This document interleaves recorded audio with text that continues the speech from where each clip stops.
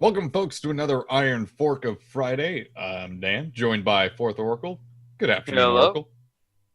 I'm doing pretty well. I am excited because I'm going to get my mixing board in like really soon. It's on You the you truck. have a mixer coming in here very shortly. Yeah, and I already have like everything I need to have a really sweet like PA setup. So as soon as hmm this mixing board gets in, I'm going to be able to use my really nice like condenser microphone, hmm like Sennheiser condenser microphone, for like casting and streaming and everything. So my voice will sound less crap. There we go.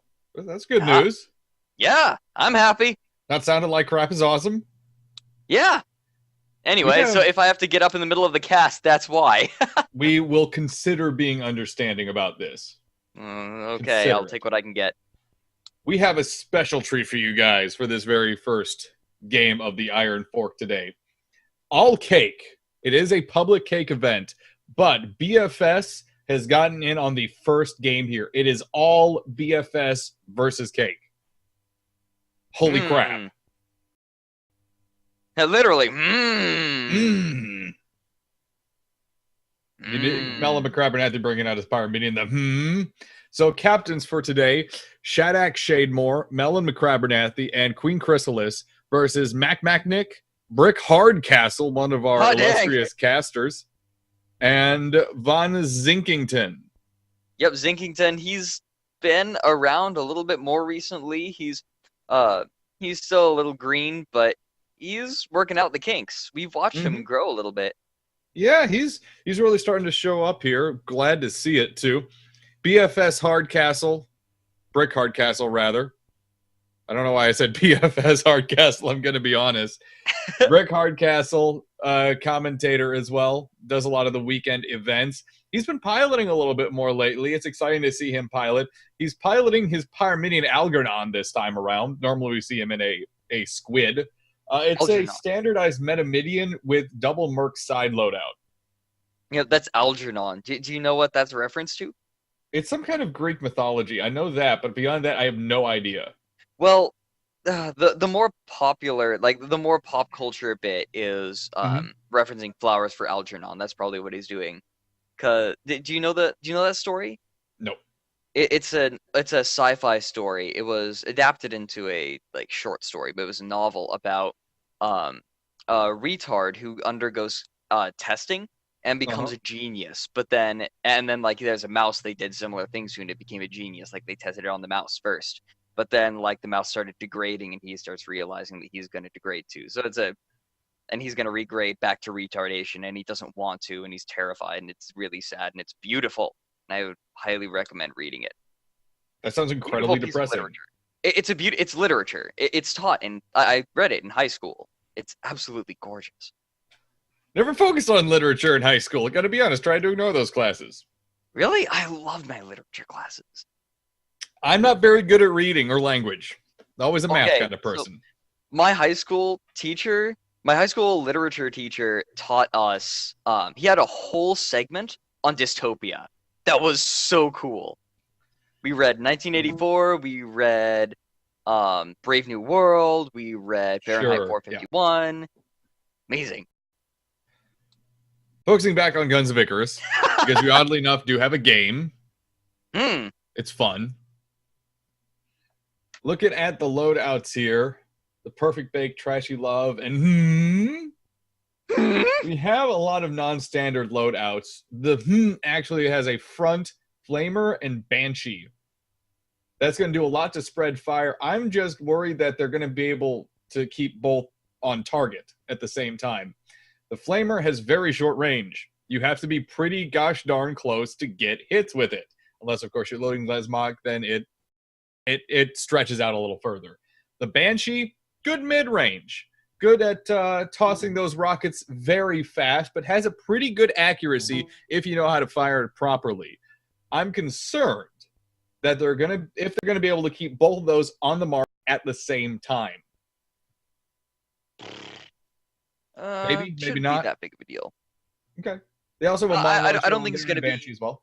I don't think it's gonna be a huge deal. Getting a trifecta on a Pyrrha isn't that difficult. Like, Mm-hmm. well, okay. Let me qualify that. When you're in that close, You may end up switching a little bit. It's kind of difficult to keep all guns on the target at the same time, Sure. but you're going to be like swapping in and out really quickly. I don't think it's going to be a huge deal, The arcs itself but aren't the concern.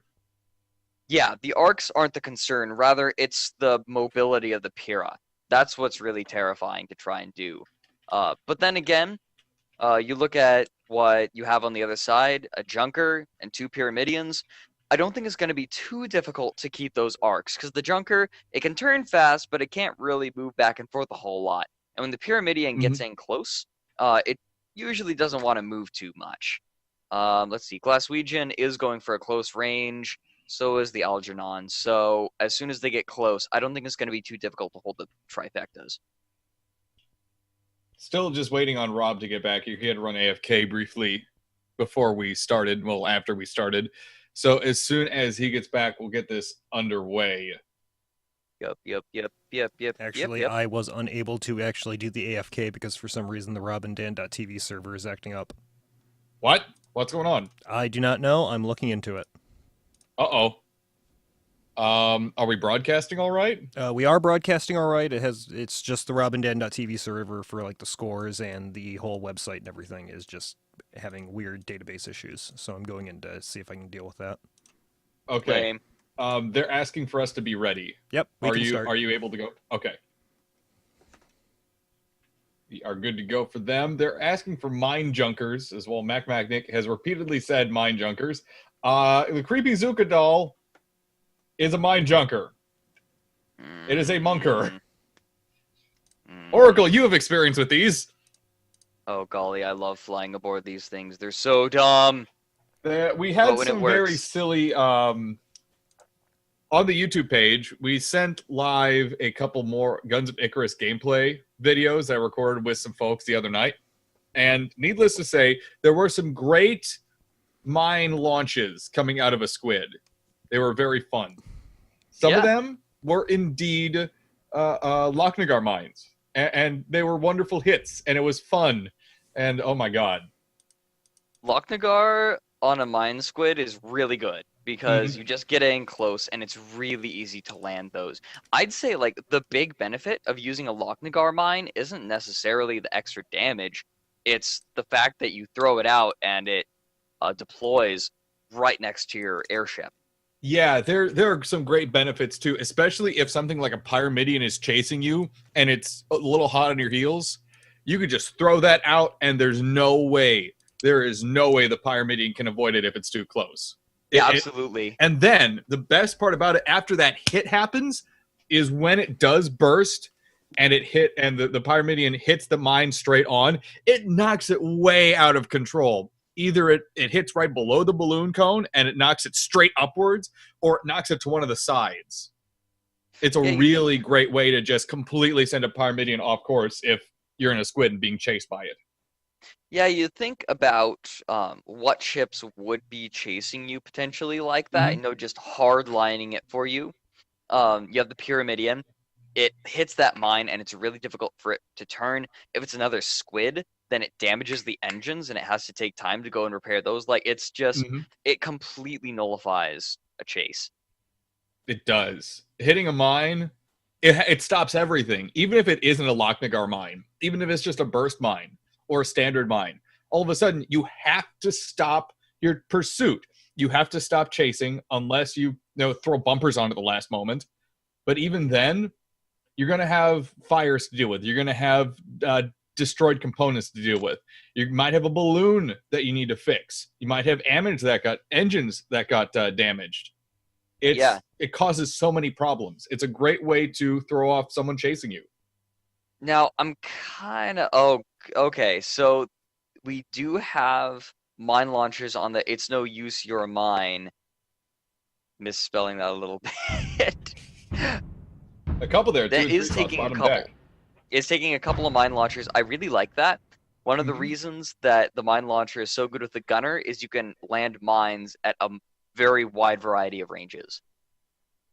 Very true. Very true. Those Lesmok mines, you can fling them a good distance. Oh yeah, it's surprising. Like it catches me off guard personally. Yeah, Yeah. Oh, goodness. Anglian Raiders is the map. First game of the Iron Fork of Friday, this February 21st. Oracle, before we do loadouts, tell us about the map. Anglian Raiders, really big map. Really wide open areas as well. Not a whole lot of cover to speak of, except in the very center. So getting from one point to another can be very difficult, and it makes deaths in this particular Crazy King map a little bit worse. We're already hitting loadouts here. The VSS Mark 8. He's up to Mark 8 now, piloted by Melon McCrabbernathy. He does update the title as soon as he updates his ship. He's first on point. It is a Pyramidion with emphasis on the Pyre. It's got a Flamer and a Banshee on front with Banshee and a Mine Launcher support. Second ship on the red team, It's No Use Your Mine, piloted by Queen Chrysalis. On the left-hand side of things, we have Carronade Mine Launcher. Front is going to be a Banshee. Oh, no, is that a Banshee? Yes, it is. Yes. And then the right side is a Carronade and Mine Launcher as well. And the VSS Perfect Bake, piloted by Shadak Shademore. We have a Flamer Carronade on the front, and on the side, a Flamer and a double barrel mortar. And aboard the VSS Fatal Attraction, being piloted by Mac Macanic, we have... what the hell? We have 2 harpoons on the starboard side, 2 mine launchers on the port side, and an extra mine launcher for good measure on the front. Aboard the Algernon, we have a Gat mortar set up on the front, with a pair of mine launchers on the side. Dear God, the mines. And aboard the Glaswegian Handshake, being piloted by Von Zinkington, we have a Banshee Carronade on the front with a double Merc side. And Glaswegian Handshake is already down to half health. They're getting eaten alive by this Banshee Flamer combination. The Mark 8 is just obliterating it. Aggressive flying from Melon McCrabbernathy. They get eaten up. Algernon is going to have to do something very special to try and capture this point. I don't think he's going to be able to pull it off, especially before this timer counts down. Yeah, I feel like at this point, it may actually be in Blue Team's best interest. That is the Black Flight Squadron. It may be in their best interest to just move on to the next point, but the Algernon wants to try to keep the locked down here as long as possible. Algernon, of course, piloted by Brick Hardcastle, fellow caster. He casts a lot of the Sunday Rumble and Saturday events, as well as a majority of the Aerodrome, which I'll be participating in tomorrow. Looking forward to that.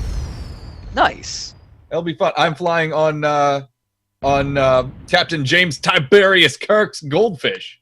Oh, nice. What kind of goldfishes you usually run? It's a blenderfish. Ooh. Yeah. I know how much you love blenderfish. So I look love at goldfish. This. Look at this. The cake. Okay, so we do have the It's No Use Your Mine moving on, as well as the Perfect Bake. But the Algernon is doing what he can to slow down the Perfect Bake. If he can land that, all that is going to make it to that point is the It's No Use Your Mine. Algernon is getting harassed pretty badly, though, by the Mark 8. It's coming right up behind him and burning its engines to death. Algernon is going to be sitting dead in the air if they can't take care of these fires. Almost everything on that ship is actually on fire right now. Brick Hardcastle still trying to burn kerosene, switching over to the Phoenix Claw there for a moment, trying to get more control over his ship. Engineers there are just losing their minds. Big bumps coming out from the Now, those two are just going to be locked over here. The real fight is over at the point where the It's No Use Your Mine and Perfect Bake have engaged the Fatal Attraction Glaswegian. Mines going out everywhere. Tar not quite going to land how it needs to, but those mines might be big. He's keeping that mine launcher pointed toward the Glaswegian, but the Carronade might be able to take out those turning engines. They're not looking good. One's down. Those mines are going to be difficult to land now. Mines just are not working out for No Use Your Mine right now, although Fatal Attraction has been forced to sink pretty low. Eating our words, Glaswegian Handshake going to eat a mine and go right into the tar. That's going to hurt. Stuck. But, big butt. Haha, big butts. The Black Flight Squadron has managed to take the point. That's surprising. I think the Cake team was actually floating a little too high above and away from the point to get control of it. So, unfortunately, they are going to cede that point and most of its points to the Black Flight Squadron. It's no use your mind. Taking fire from the Algernon, throwing out the mines. Where is it? Not That quite burst going to just land. did not happen. Gat coming down and the balloon's down. It's getting targeted hard. Perfect Bake No needs Use to Your get Mind in is- here. Perfect Bake is sitting a little too far back. They're trying to use their Flamer and Banshee at a little more long range than they should. They need to get brawling on the Algernon. They need to knock it off course. They're putting way too much pressure on It's No Use Your Mind. Getting bumped around there. Algernon taking a nasty bump himself, though. Big bump might give the It's No Use Your Mind time to get out of Oh, here. man! Mines go off. Glass Region! These mines Wow. are huge game changers, and now he's being forced to back up as the charges in. He's going after the Algernon to save the It's No Use Your Mind. Flamer's going down. Engines are not looking good on the Algernon. I think he's going to be stuck. This is a very poor position for the Algernon and the Glaswegian handshake. Glaswegian just getting things back together there. Algernon losing the entirety of the outer hull. Balloon is going down. Almost every single component is on fire. They're losing engines fast. Algernon has no way out of this scenario. They're going down. Yeah, Flamer's on him. Not quite able to get the armor up in time. Cake has more people on the point now, but they can't quite get over there. The Glaswegian eating a mine. Fatal They just Attraction ate right that. now. They flew straight through it. I think that Blackflight Squadron is saying, oh boy, Harpoon landed. It's stuck onto the Fatal Attraction. Wow. They're pulling him in. They're not going to let him go to the next point if they can do anything. Actually, Fatal Attraction is the one with the harpoons. What am I Yeah. saying? It actually was a problem. I think they realized it. They fired another harpoon into nothing and released it. So now they're able to get on to the next point. I'm kind of curious why the Fatal Attraction decided that was a good idea to fire in the first place, but maybe one of the gunners was just like, I wonder if I can hit this. Yeah, don't know. maybe. Blackflight Squadron, right now, going to have the upper hand, but the It's No Use Your Mind also moving in on point A. Fatal Algernon is Attraction right gonna get behind there it, though. This could be a problem. Algernon has a direct target on the engine column of It's No Use Your Mind, and It's No Use Your Mind is now slowing down. Algernon's going to be able to catch back up with it pretty quickly and just obliterate its engine column unless It's No Use Your Mind does something right now. Fatal Attraction getting hit by a mine, too! Great mine hit on the Fatal Attraction. I was gonna say, I gotta give props to Queen Chrysalis for this. I really like the It's No Use Your Mind setup for Crazy King, because enemies have to come in on the point. So they can sort of just force people into their own mines, and now he's using them aggressively on the Fatal Attraction. He's gonna Goomba Stomp. It's a great setup if Or you not. can get to the point first. They tried to Goomba Stomp there, but it just did not work out. They're using the Carronades to keep disabling the Fatal Attractions balloon. Algernon and the Mark 8 both duking it out, trying to see who can disable who first. Glaswegian Handshake has taken a little bit of damage. They tar clouded there for a few moments and kind of ate some of that. Perfect Bacon, It's No Use Your Mind, holding down the Fatal Attraction, not letting it get back up. Oh! No Use Your Mind, trying to get a mine down on it, but it just was not happening. There goes... Oh my, Algernon actually won that competition. They were able to take out the Mark 8. Yeah, that was just the power of Gat Mortar. Mine goes out. Glaswegian Handshake might run into both of these mines. Perfect Bake's about to run into some as well! He hits his own mines, or the, I'm sorry, It's No Use Your Mind's own mines. Perfect Bake took a lot of damage from that. Huge mistakes, and now he's got to try to get back over to the point. Right now it's being contested hard. Perfect Bake is trying to push the Glaswegian out so they can finish taking this point. Algernon now locking down the It's No Use Your Mind. Big Tar going to zone Nasty out bump, everyone. Goomba Stomp coming in for Perfect Bake, and gets the kill! Very nice Goomba Stomp, and now Fatal Attraction too far away actually lands that harpoon. Shadak Shademore with the textbook Goomba Stomp. Disable the balloon, disable the engine, come in, tap, done. Look at all these mines. Right now, it's awful to be on the point, but now It's Cake chaos. has it. I think the Blackflight Squadron, if they know what's good for them, is going to leave this to Cake and just move on to point B, set up their own mines, and zone them out. That's what really started Oh! winning. Great mine hit on Perfect Bake too. My God, Fatal Attraction definitely was on the mark there with that hit. They could actually hit their own mine though if they're not careful. No, Yeah, this these thing, two they're are just kind of being pulled into one another. This harpoon is doing some weird stuff. Mine goes out. They're pulling him into it. Nice mine hit. These harpoons are limiting the movement of any ship that they hit and making these mines very easy to land. Another great mine! Another great mine! Perfect bank! He's gonna slide in! No, he's not quite. Wow, he must have gunned the engines there just a little bit to avoid both of those. Great dodges there. Who is that piling? That's Shattuck Shademore once again. Great piling on Perfect Bake and Shattuck Shademore's part. Oh, mine comes out, almost lands from the It's No Use. He's got the Algernon's number. He's targeting the engines. If they can take down the engines, they'll be sitting ducks. They can land those mines so easily. There's the mine, not gonna land, not quite in range. Pyrrha's just too fast. They have the BFS needs to figure out a way to stop the It's No Use Your Mine from getting on the point before they do. Right now, though, Mark 8 just completely disabled the Algernon Brick Hardcastle. Not really able to do much against it as it was charging towards it. It's No Use Your Mine coming behind as well to support. No, that was all the It's No Use Your Mine. He used the carronades to drop the balloon, drop him into the water, and let the water finish him off. So those Banshee shots really didn't do much with taking down Brick Hardcastle and the Algernon? Not a whole lot, I don't think. They did a little bit, but most of that was the It's No Use Your Mine. Great mine launch at the Glaswegian Handshake, not quite in range though. It's No Use Your Mine, just a little out of range. Glaswegian going in for a bump, but it does more damage than it does good. The Mark 8 is in a lot of trouble now, though, taking a lot of damage. The power of the Gap Mortar grinding it down. Mortar shots could come in here and finish it off here very shortly. Armor down, balloons down on the... Whoa! Mine hit. And, oh, there's another mine. It's so close. Not quite able to land. Glaswegian is dropping. The balloon goes down. There's another mine hit. These mines are completely keeping him out of arc and giving the time to bring his guns back into arc. Those Banshees going down, those Flamers going down. If the Glaswegian doesn't get out of this soon, if he can't get his turning engines up the way he needs to, he is going to be done. Glaswegian is just unable to reciprocate any of this fire. They're losing engines, they're losing components. Everything is on fire thanks to both those mine hits and the Mark 8. But Mark 8 has hit the battleship. It has hit the battleship, and it could be actually a little bit of trouble. No, they got out. I thought they would have been stuck in that, but they did indeed get out. No, not quite. They're going to pop tar to keep the Glaswegian away, and I think this is smart. Cake realizes, you know what? So they don't actually want to kill the Glaswegian. They just want to try and disable components and keep him away. They're doing a really good job, too.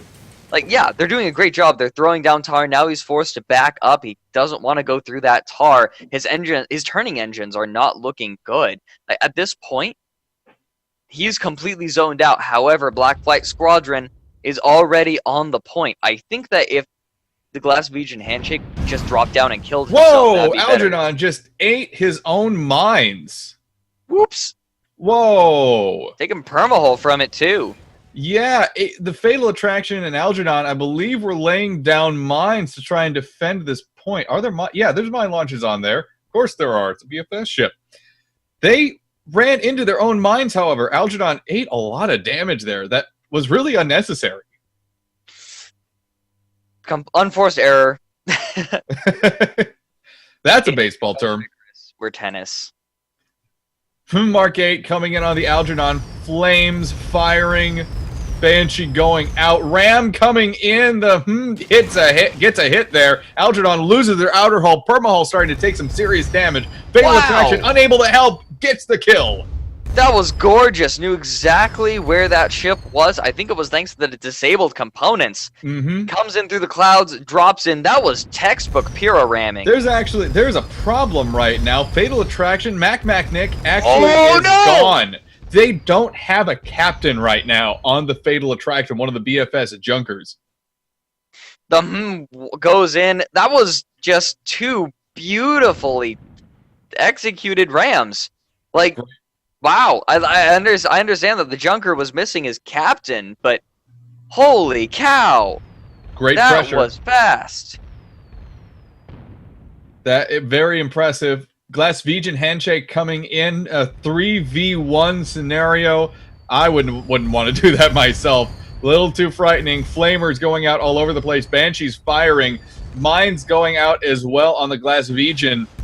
No hits just yet. A lot of pressure, though, on the Glass Beach, and almost everything is on fire on that Pyramidion. There's not a lot Von Zinking can do right now. Algernon, though, coming in from behind on It's No Use Your Mind. Gat Mortar is going to be firing here on the It's No Use Your Mind, coming in from behind.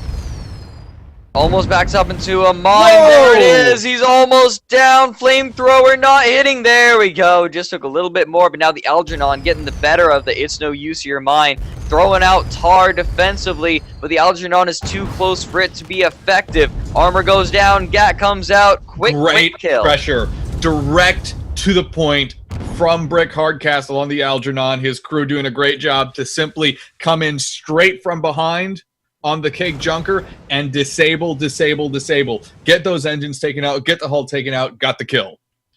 I'm going to throw a quick shout out to Mela McCrabernathy.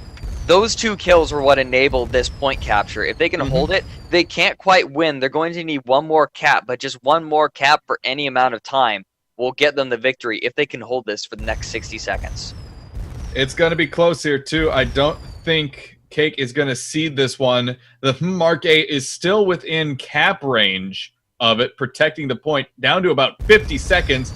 Unless Algernon can get a kill very fast, the time on this that it's going to go to blue is going to be very, very short. There's the kill. It's not actually BFS. Junker was... Junker's Cake now? Oh. What? Someone came in to fill in. Oh, okay. I see it. Yep, the Junker, the Fatal Attraction is switching over to a Cake ship with a couple BFS folks on it. Yep, the captain disconnected, so... Mac has yet to reconnect to, as far as I can tell. Having connection issues. So BFS is able to uncap the point, but still I think one more cap for Cake will do it. And way across the map, the charging in on the point. But the Glass Vegan and the It's No Use are both already there. Huge bumps, but the mine, so close! Oh my gosh, grazing! Glass Vegan is in a very bad position. They can't see where they're going, really, with all this tar. Mark 8 comes in with Flamer and Banshee, knocking them straight into the tar cloud. Not where the Glass Vegan wants to be. Components are going to start breaking here very quickly. Flames on all the engines, one of the guns, the hull. Fire all over the place. Mine goes out, drops the armor of the with that ram, and now he's vulnerable. It's taking permahull. Those rams are not what he wants. Mela McCrabernathy showing some really great aggression right now, but not exactly what they needed. If nothing else, just to get the Glass Vegan handshake out of position on the point. Cake has captured it. And I think this is going to be it. First game of the Iron Fork with Black Flight Squadron versus Cake. Going very much in the favor of Cake. I think they just played the capture points better. We saw a lot of very good mining, especially from the Junker. It's No Use Your Mind. Cake gets the win. Congratulations, Cake, folks. They get the first game of the Iron Fork of Friday for this February 21st. We're going to go on to game 2 here. Again, congratulations to all competitors. It's a fantastic match there. Sorry, I'm getting a message on Steam there. I'm confused. That's okay. Whatever. All right. Congratulations to Mela McCrabernathy, Green Chrysalis, and Shadak Shademore. They're going to get the win. Yeah. Moving on to the next game of the Iron Fork. And the crew, of course. The crew, too. They were important. Oh, I'm voting for Desert Scrap. Come on. Yeah! Oh, no. What did you notice there with the mines and the flamers and all the harpoons going out during that match? I only really got to see the harpoons being used well once, and that was when it was limiting the movement. I kind of liked it. It made it easier for those mines to land. The problem is, when you put a harpoon on there, that's one less mine launcher you have. And they actually had 2 harpoons on the side. So the only mine launcher they had firing was the one on the front, and that one was having difficulty landing any mines because of the weird angles. So I really liked seeing the little bit of javelin. Why am I thinking javelin? The harpoon play that we did get to see. I don't remember exactly when it was, but we got to see, I believe it was the Junker, the red team Junker, dragging one of the blue ships into a mine using that harpoon. The control that you need to get someone to hit a harpoon can sometimes be astronomical, whether you're knocking someone into it or drawing someone into it. When you can hit someone with a harpoon and physically pull them into it, that's immense. yeah, absolutely. Still, though, I think 2 was a little excessive. They really needed like a mine launcher facing in that same direction, and have like the gunner on it. Like the top engineer can have Lesmok, easier to land those harpoons. And then you have a gunner on the bottom with all different kinds of mines for all the different kinds of ranges that you need. Mm-hmm. So I like the concept is good. It could use a little tweaking, and I think that it could be really strong, especially for capture point. Yeah, one thing we did see is with It's No Use Your Mine, they were able to get to those capture points before other people, before other ships, and they were able to start laying down mines and start controlling the point before anyone else did. Now, a couple times they got taken out because they were the first there, and they may have overstretched their bounds a little bit, but it also went a very long way to actually control the flow of combat. Mm-hmm. Yeah, I agree. It's No Use Your Mine. Like I kind of liked Cake's ability to the Kobayashi morale. The mines on Cake's side allowed them to sort of control the movement around the point, and I think that's what they really needed, because these sorts of especially like Crazy King, being able to control the area is very, very important, because when you get there, you need a way to keep your opponents off the point. Especially with the patch that came out recently, it takes less time to neutralize and less time to recapture a point. But I think that on King of the Hill, it's going to be even more important, because you take it and then you just need to hold it for as long as you freaking can. And if you can throw out 15, 20 mines, that is huge zoning potential.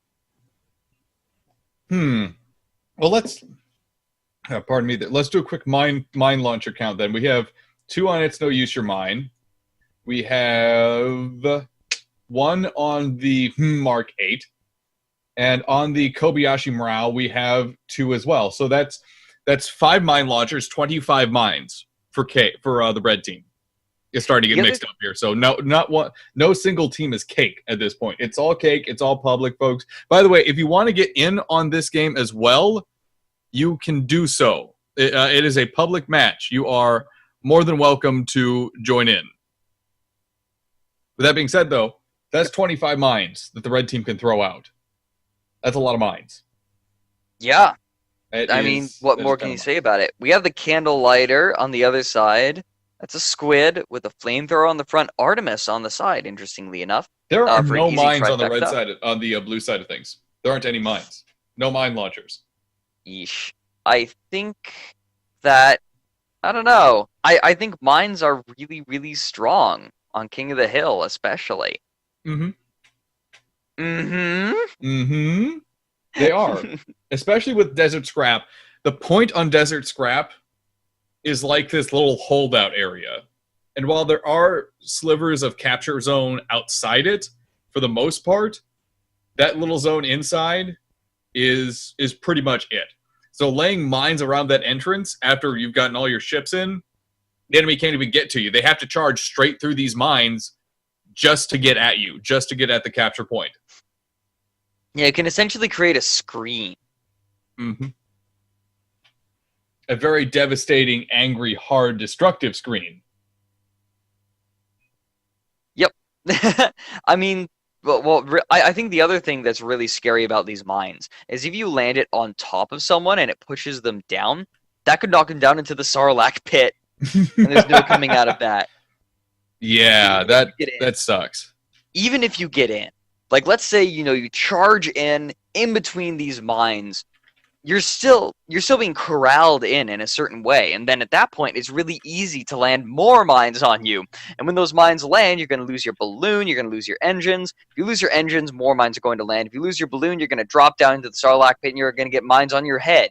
Just mines are so good in such a cramped space.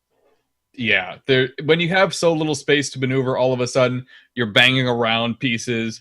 You're taking permahull damage just from geometry. It's so much trouble at times, and then, bam, you have a mine hit too. You get knocked around. It just causes so many issues. Yeah, and I kind of want to clarify something.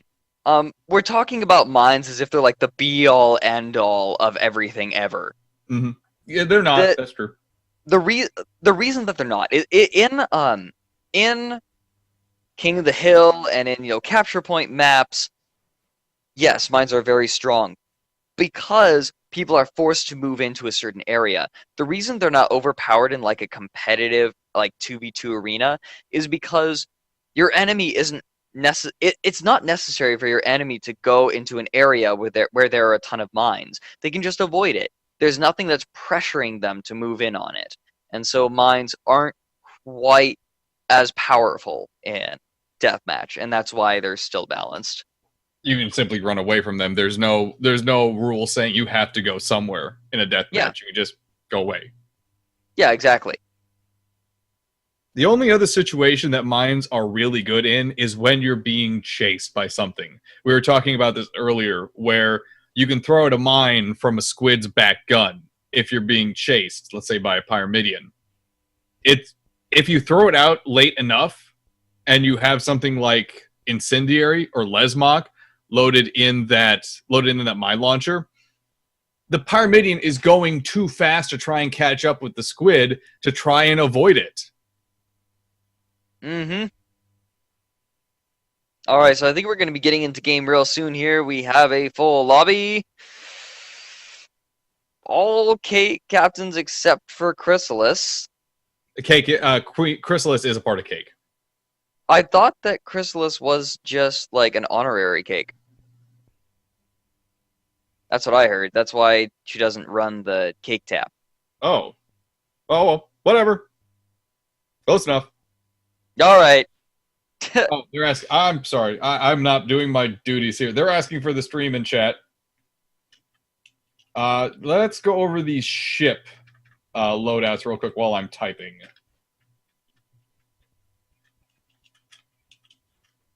Trying to type, and I'm sucking at typing. Mark 8, Mela McCrabbernathy's ship, the Pyramidion with a Flamer Banshee on the front. Decently set up Pyramidion. We saw him use that nose cone to great extent. He was really aggressive in that first game. Incredibly aggressive. Most of the time it worked out for him. Some of the time, though, he was really doing a lot of damage to his own permahull to just try and get a little extra damage on an enemy ship. Yeah. Sorry, I'm a little bit distracted right now. Okay. Oh, wait a minute.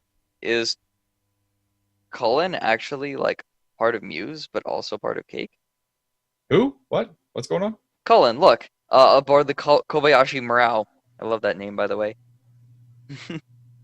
I'm not sure he's part of Muse. Yeah, he is. No, he has the green color. Look in chat. Huh. Oh my god. That's crazy. Well, whoop. Well, hi there. I didn't know. I've never heard of this Cullen person before. This Cullen person. Sorry, that sounds incredibly disrespectful. By the way, guys, we do have notice on our Twitch channel that there are upgrades and maintenance going on the Twitch chat servers to finally fix this nonsense that we've been dealing with for the past week and a half. So if chat messages are not going through, once again, it is not our fault. We did not ban you. We only have like 1 or 2 people banned on the channel. I'm one of them. Yeah, unfortunately, we had to ban Oracle for profanity and pornography. Yeah, nobody wanted to see my butt. No comment. No. I think it's fabulous. Rob, we have a sound effect for that, don't we? No. No. I know we do. Don't deprive me. What sound effect would it have been? He caught me one day Yes, I caught you one day. What? saying I have a fantastic ass. I think I blanked that from my memory. Both the sound Dear clip God, and the fantastic nobody make a ass. soundboard of me. Nobody make a soundboard of me. Everybody make a soundboard of him. One No! of the ships on the blue side of things is actually a friend of the show, Bob the Goldfish. It's not actually Bob, but that's hilarious that someone did that. Oh, I've got a butt. What? No! None of that. Hi, Timeline. Wait, Thank you it's for all joining going us. Platinum. Shout out to Loading Ready Run. Those guys are hilarious. Who?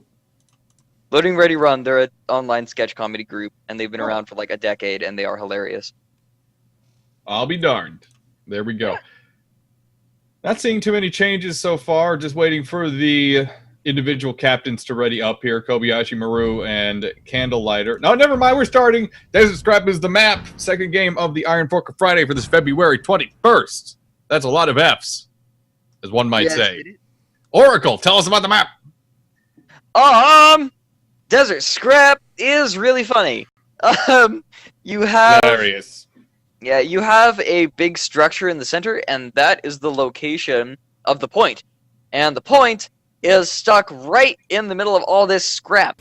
So you end up with really close quarters, and every so often, just to mess with everything, a dust storm rolls in and basically pauses combat. Despite how big the map actually is, 95% of the combat is focused on the tiny little zone in the center. Alrighty, Yeah, going and then over the other ships. 5% is like the little area around it. The spawn zone, especially. Holy cow. Some people just like to engage in the spawn area. I don't know why. Mark 8, piloted by Melon McCrabenathi. On the front, a Flamer Banshee with Banshee and a Mine Launcher support. Second ship on the red team, it's no use your mine. Double Mine Launcher on the bottom deck. Main deck is a Banshee, and top deck is a double Carronade. Third ship in the lineup, piloted the Kobayashi Maru, piloted by Mac Nick. He's back. Carronade Flamer on the front. Mine Launcher support on the side. And aboard the, Candlelighter, being piloted by Aramius Hulk. We have a flamethrower on the front, with Artemis on the side, and a Gatling on the back. Aboard the Bob the Goldfish, we have a Hwacha on the front, with a pair of Gatlings. And aboard the VSS Faworki, being piloted by Shadak Shademore, we have a Gat Hades on the starboard side, Artemis on the front, and Carronade Flamer on the port. Sorry, aboard the Bob the, being piloted by Blinkenel. Bob the Goldfish getting a lot of really great Hwacha blasts on the Kobayashi Maru. Got some disables on it early on. The crew of the Kobayashi Maru still trying to recover from that. Bob the Goldfish, though, getting pressured by the Mark 8. Taking some It takes a fire. ram to the back, and it actually turns him almost into Arc.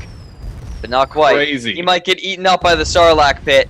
He's gonna get eaten. Sarlacc pit is hungry today. Mark 8 though is sinking pretty low. Keeping Bob the Ninja Goldfish disabled. They are sinking down to the wreck. They are losing outer hull. They have lost their balloon. They have lost their engines. They are getting stuck. Sarlacc pit is hungry. It is attempting to eat Bob the Goldfish as Mark 8 continues to try and disable it. Ram finishes him off. First kill is actually gonna go to the with a nose cone. Still though, Faworki coming into Arc on the but a dust storm is disabling everyone. It rolls out, and now everyone is frantically trying to repair everything. Mines are going out, trying to hit the Candlelighter, but they're going a little bit wide. Flame goes down. He might run into the mines. There are three of them right there. Oh my God! How is he not? How has he not hit them? Oh, he's turning. He's turning. Just barely gets out there. Those three mines are a death trap. Especially on a squid where you do not have a lot of permahull. It's quickly repaired, but an instant blast of 3 mines? Whoa, you're not living through that. Lost his balloon. He's bouncing on the geometry. Quick ram from the gonna knock him down. And now there's just the Faworki left, keeping the red team from taking the point. Kobayashi Maru is also getting a little bit close to those mines. It's gonna have to be careful as it rises back up here. Ooh. It's not gonna hit it, looks like. It's a mine. in the head. Armor and Balloon are down to the Faworki, and he's dropping down into the Sarlacc pit. Mine comes out. That's a Lochnagar mine. Going to knock the Kobayashi around. Maru, that was painful. Yep, lost his turning engines, but still the Faworki is dropping down. Mines are coming out. They hit, and there he goes. Quick ram onto the geometry. Going to do it. Sarlacc pit gets his first feeding of the day. Very first feeding. Bob the Ninja Goldfish. I'm sorry, Bob the Goldfish, rather, coming back in. So used to saying Bob the Ninja Goldfish. Bob the Goldfish coming back in. Watch the shots going out. Bob is sitting right above the Kobayashi Maru. He could drop down and lay another set of watch it shots right on top of it, but Dust Storm causing some issues there for every ship involved. No one has capped the point yet. It is still up for grabs. I feel like the blue bandits, what have you, the blue guys, they are really just desperately trying to keep the red team from taking the point, and that's not where you want to be. They are slowly inching towards it as the blue ships sort of move around. Oh, Bob is going to get knocked into a couple mines here. There it goes. Oh my god, he went straight through that mine. That's insane. He went straight through these mines. He's not... Apparently these mines don't exist. Uh-oh, Sarlacc pit gonna eat him up, though. Sarlacc is hungry, already getting fed but for the day. we have the next dust storm is rolling in with these clouds. It's going to lock down combat for a little bit, and the blue team might have time to get in here. Kobayashi Maru has a lot of fire getting spread on it. Mine's trying to go out against the Candlelighter, but it's not doing a ton at the moment. The Mark 8 putting some pressure on it, but in comes in the Faworki, body blocking for the Mark 8 and the Candlelighter. Candlelighter, though, losing permahull now. Engines having gone down. All guns are gone down on it. No Use Your Mine has lost most of its guns and its engine as well. Throwing out a tar cloud, making it very hard to maneuver right now. And Faworki both sitting very low. Mine comes out, actually lands on the Candlelighter, so it's not going to hit. He's able to get off the geometry. He's going to survive just a little bit longer, and he's above the It's No Use Your Mine. His balloon's up, but he, if he's not careful, is going to hit another mine. Those mines are just going a little bit wide. Squid's hard to hit. Goldfish is back in. Watch a shot right on It's No Use Your Mine, disabling the entire ship except for a single gun. Balloon fire just got put out. Hull fire is still burning away that outer hull. Kobayashi Maru dealing with fire. Nasty, nasty mine burst. Bob gets hit, and the squid does indeed go down. Yep, the Mark 8 is rising, gonna run into a couple of mines, and he is completely disabled again right as a dust storm comes in. He's not getting back up for a while. Mark 8's in a lot of trouble right now. He has actually lost a lot of components. I'm surprised he didn't lose his balloon any more than he actually did. Just got knocked down out of the air because of the force of that mine. Bob the Goldfish doing everything in his power to try and stay on target with that Hwacha, but I'm not sure he's going to get another blast off. The Bob the Goldfish couldn't stay close enough, and finally the red team is able to wrest control of the point away from the blue team, and they are going to start ticking toward that 600-point cap that they need to take this. Kobayashi Maru gets hit with multiple mines. They're hurting. They're hurting really bad. Another mine comes up. The Kobayashi can't rise. Bob loses his Goldfish and gets rammed against the geometry. Banshee's hitting him. He might go down. There it is. Ouch. Ouch. Mark 8 putting a little too much pressure on them, forcing the Goldfish against those walls, grinding it down to nothing. Ooh, big tar cloud going to hit everyone. But now, I feel like any sort of disable that comes out is going to be in favor of the red team. Because, yeah, look at that. The Faworki and the Candlelighter are completely disabled. There's nothing available on this ship. It's just going to buy time for that timer to tick up. It's also making both ships lose permahull. It's keeping the engineers so distracted that they cannot get the permahull back up. 40 takes another mine hit. They could go down here if nothing is done. We kind of called it. These mines are the game changer. They really are. They so reduce the amount of space. Good mine hit on the Faworki again from It's No Use Your Mine, right below its hull. Taking out more components. One moment. Take over from me real quick. Right, okay. Faworki getting set very low. More mine hits. Mine hit after mine hit on the Faworki. They're burning down to nothing. Mine hit and a tap. Sarlacc pit gets another feeding for the day. It's No Use Your Mind and Kobayashi Maru both sitting low on the point near the wreckage itself. Bob the Goldfish, and Candlelighter coming back in. The Mark 8, though, outside the actual wreck itself, harassing ships coming into it. Bob the Goldfish getting a watch burst off, but barely hits anything, rising up inside the Sarlacc pit itself, losing its outer hull, though, repeatedly. Permahull starting to take some damage. Engine fire going on, multiple fires. Mark 8 comes in, nasty ram pinches him, and that's death. Okay, seriously. Melon McCrabernathy's Rams have been on point today. They've been good. He's coated in the blood of his enemies. This is ridiculous. That's ridiculous. Phenomenal. Amazing. You know another reference. Were you referencing something? I'm sorry. Man. Okay, I'm not explaining that one to you later. Okay. It takes some explaining, sadly. All right. Rob is also facepalming right now. I can already feel it. It's No Use Your Mind is the only ship sitting with Permahull. They loosed a couple mines there. Those are not real mines, actually. Never mind. Those mines they just lost are not real. Never mind. Never mind. Mind. Darwin actually disconnected there, but she is back. Ever so briefly.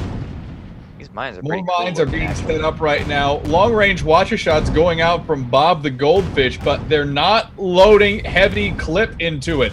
What ammo are they loading? Oh my goodness. Growlwolf the Cannoneer for Bob the Goldfish. Whoa! Whoa! Whoa! Did you see that mine hit on the Candlelighter? That was intense. I've They never seen a almost ship one-shot him. I've never seen a ship get thrown around so hard. Here Yeah. comes Melon, gonna ram him right into the corner. My gosh, this is gorgeous. Like, oh my. That's the thing too about the squid. It's very lightweight. It's Well, I extremely mean, I'm more just talking about Melon. Melon McCrabernathy's Rams are absolutely just they're Are you okay? Are you gonna be all right? I'm getting a So little hot and tactical bothered here. error. I feel tactical error on Cannoneer Growlwolf's part. I hate to call someone out like this, but he did not bring heavy clip. Why would you not bring heavy clip to a carronade? I'm not sure why Or not they a carronade, brought watch it. greased, to be completely honest. Mm. They brought charged, greased, and burst for the Watcher. As someone who plays Gunner, I don't like that choice. As someone who plays the game, I don't like that choice. You fly Goldfish pretty often. Oh yeah. I love the Goldfish, but like Yeah. I mean that's just kind of, I don't know. I just kind of took it for granted that that's kind of what you do with it. Yep. We're seeing the weakness of not taking that loadout right now. It's making Ooh, it, Mark 8 coming in for another ram too. It's low on Permahull, about half on it, but the Fawarki gets thrown off pretty badly. The balloon is going to burn down because of it.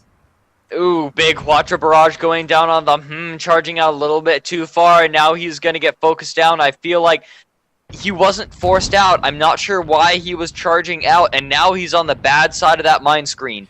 He's been doing that repeatedly tonight, engaging people outside the wreck to keep them a little too busy to try and venture inwards where It's No Use Your Mind and Kobayashi Maru would engage them. So good tactic, but it could come back to bite them in the ass here. They've lost all of their engines, all their guns. They have a balloon at about half health. Outer hull's about 2/3. They're in a little bit of trouble, dropping some tar to try and get out of the way. Yep, trying to drop the spots as well, but the Fawarki is coming in from the side. Watcher goes down, going to disable the engines. He is the target. He has to drop down into the Sarlacc pit and pull a Boba Fett and come back out if he wants to survive this. I think he's going to be okay. Kobayashi Great Maru reference. going to keep him Great safe. reference. Thank you. Extended That universe was- doesn't exist anymore. Shut up, Rob. No one cares about your opinions. Leave me to my dreams. Candlelighter is trying to navigate the minefield, but he is unable to. Takes a nasty mine hit. 2 engines on fire, 2 guns on fire. Loses half his outer hull. Balloon just coming back up to near full health. Kobayashi Maru, though, taking some very serious Squatcha Fire from Bob the Goldfish, just sitting right outside that minefield. Oh my god, more mine bursts! The way has been cleared. That entire minefield gets taken out. The It's No Use Your Mine and the Mark 8 are trying to throw out mines as fast as possible to discourage any kind of push from the blue team. Yeah, that's an important mechanic that people sometimes forget about. You have to count your mines. In fact, there's a counter. Whenever you have 5 mines out and you launch a 6th mine, the first mine you launch pops. And then if there are other mines near that mine, then they pop. And it sort of starts a chain reaction unless unless that mine is too far away from the others. So they got to be careful. They got to watch their mines, make sure that they don't go over the 5 mine limit to keep that screen up. Fawarki getting a little close to that mine screen there, throwing out shots against the Kobayashi Maru. Kobayashi Maru actually sitting way out there, getting quite close to that mine screen himself, just floating backwards, trying to get some mines thrown out a little far forward. Burst, though, knocking the Kobayashi Maru around a bit. They have an engine fire they need to deal with. A couple guns are down. Their outer hull is actually going down, too. Mark 8 is coming out through the minefield to try and distract the Fawarki. Nasty mine hit, though. Fawarki and Hoom get thrown out of arc entirely. Yep, one's low, one's high, and here comes the dust storm, going to completely disable everyone. Bob the Goldfish trying to back up onto the point to neutralize it. Squatcha Burst comes out. Most of it gets loaded into the balloon of the It's No Use Your Mine, and so the Fawarki going to be in a lot of trouble here. Wow, 497, and the Maybe blue not. team just completely turns the point. It's No Use Your Mine sitting way out there, too. Way out there. Yeesh. Blue team get to cap the point. This is insane. That was a huge mistake. They could have just hung out on the point. Maybe they just wanted some excitement. They were bored. Kobayashi Maru going over the candle lighter. A nice little drop. Bounces off the bottom, but he is able to dodge that ram. And now the Kobayashi loses his armor. Kobayashi Maru in a big, nasty spot here. It's No Use Your Mine cannot assist it either. It is sitting below the candle lighter, getting knocked around repeatedly. Kobayashi Maru getting flamed all over its main deck. They're losing Permahull slowly but surely. Get bounced just slightly by Candlelighter. This could be the point the game turns around for the blue team. Rising up, gets knocked up, I think, by something. So really gets launched up. Was that hydrogen? Possibly. It must have been. It must have been hydrogen. So he's able to get up on out of there, but he's going to get chased down by the and It's No Use. Bob the Goldfish just smacked right into a mine. Wow. Yep, and he's locked down in the Sarlacc pit. His balloon's low, and it's burning. If he doesn't get that balloon up, he's not going to be able to rise out of there. Fawarki is coming back in along with the Kobayashi Maru. Candlelighter eating a fair bit of damage. Flamer going out, armor is down. Where's the Permahull? Not quite there. Fawarki's pretty far out. Bob the Goldfish still struggling to get back up, but a dust storm is rolling through. This is going to be insanely detrimental for the Candlelighter. Candlelighter getting a mine hit on its balloon. They're now getting knocked down into the Sarlacc pit, continuously disabled by the Mark 8. Gets eaten alive by the Sarlacc pit. Another kill for the monster of the dunes.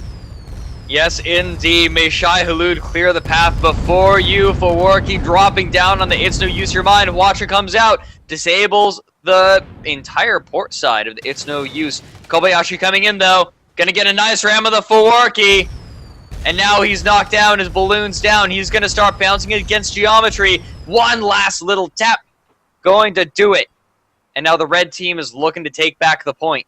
Candlelighter cannot get in here fast enough. I do believe this one is going to go to the red team. Yep, there's the swap over, and it's going to start being capped once Candlelighter more. lost their outer hull and a couple of their engines. I would love to know what hit them. Probably a mine. I didn't hear a mine burst. I just... That's really weird. I'm going to be honest. That was really weird. I'm not sure what actually killed them there. Not killed them, but heavily disabled them. Yep, they're coming in, though. I don't think there's enough time, though, You just need another 35 seconds on this point. Or wait, no, sorry, this isn't 550. This is 600. I believe so. Yeah, capture time. Three I believe people so. on the point, going to make it real quick. That tar forcing the candlelighter to come in low. Sarlacc's hungry. If they were able to bump the candlelighter down in there, there's going to be no hope. The red team didn't actually see Candlelighter come in. This is going to be a little bit of a surprise for them. Candlelighter was able to sneak in. Coming up now against the It's No Use Your Mind, more than likely. They've had a gun disabled on the Candlelighter. Now the red team is swarming it. All three ships at once. Mark 8 gets the Goomba Stomp, and the Sarlacc pit gets fed again. Uh-oh, they're dropping down into it themselves, though. The Fawarki has got the better of them. Hades coming out, but they're a little bit too close. The turning itself on the Fawarki. Mine's going to hit everyone. Wacha comes out on the Kobayashi, and it's going to disable those engines. And the is forced to back up and out of this. Still, though, 20 seconds left. It is too 15. late. Red team is going to get the win. Not a whole lot that can be done. GG. Red team taking it. And I think we saw the power of the mine launchers on this particular. This has been the day of the mine launchers. Usually you see some more eccentric or random setups for the Iron Fork. It is a community event, so you see a lot more creativity being put into it. Mine launchers are sometimes a fan favorite of teams that compete during the Iron Fork of Friday. That's all. Yeah. That's all I got. Yeah. No, that's great. Now you had to leave for a moment there. Is the special device here? No, not yet. Dang it! I was hearing things. I really can't wait. I'm not going to be able to use it the moment I get it. I'll have to set it up and make it all pretty. But if as long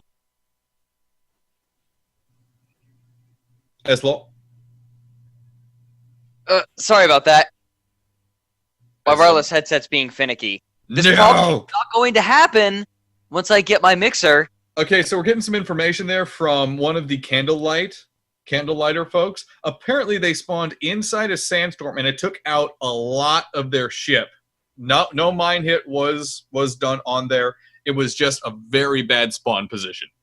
Oh, okay. Anyway, as I was saying, sorry.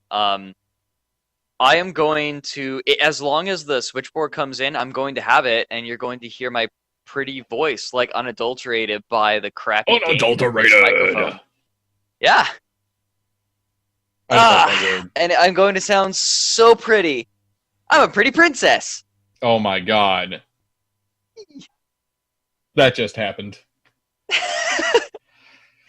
I really hope. Oh, Fox is coming in. Fox, one of the tournament competitors, one of the tournament captains for, I'm not captains, but pilots, 4K, coming in with the Swedish Chef.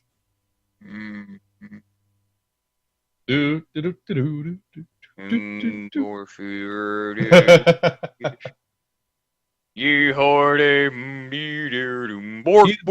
a Gap Mortar on there and Triple Artemis.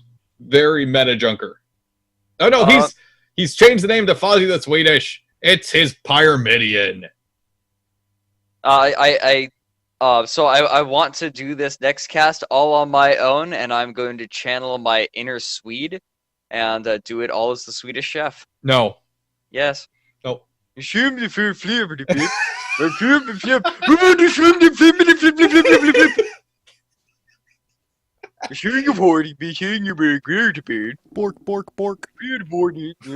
the Pyramidion. Oh my god. That was terrible. The goldfish. Want to be the goldfish? The flimber, bacon, the goldfish. I have no words for how bad that actually is. Oh, James Tiberius Kirk has joined us. He's hopped in on the birthday cake with Cullen. That's going to be interesting. I didn't know he engineered. Desert